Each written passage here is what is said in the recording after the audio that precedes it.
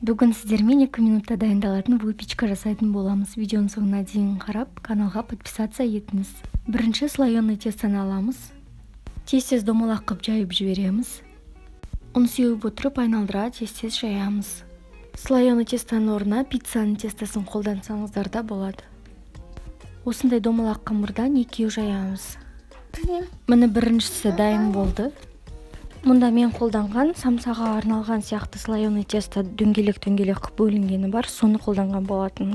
Бірақ та сіздер кәдімгі домалақ үлкен слоеный тестоны қолданыңыздар, немесе пиццаның тестосын қолдансаңыздар болады. Екі қамырды тез жайып алғаннан кейін осылайша етіп жақтың көмегімен жүрекше саламыз. Екі жайған қамырды бір-біріне қойып осылайша етіп қиып аламыз.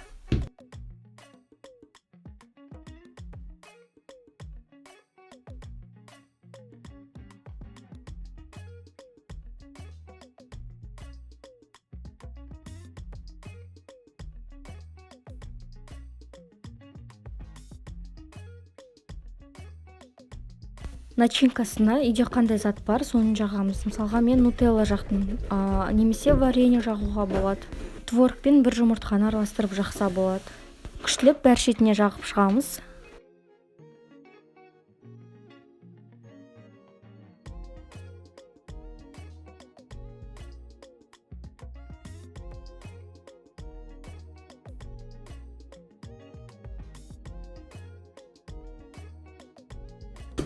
Шеттерін қиып алып, әдемілеп ораймыз.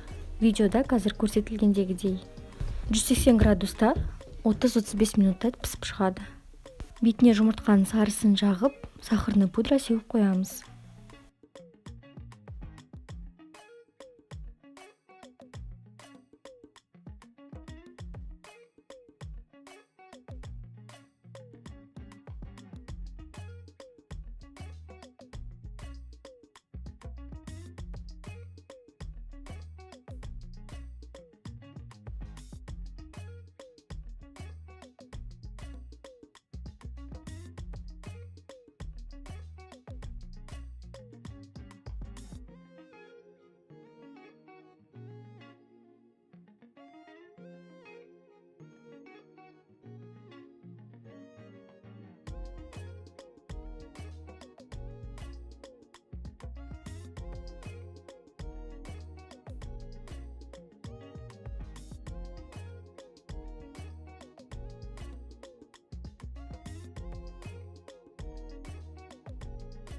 Выпечкамыз дайын, таңғы асқа күшті кетеді. Міндетті түрде жасап көріңіздер. Тез ақ жасалады әрі дәмді.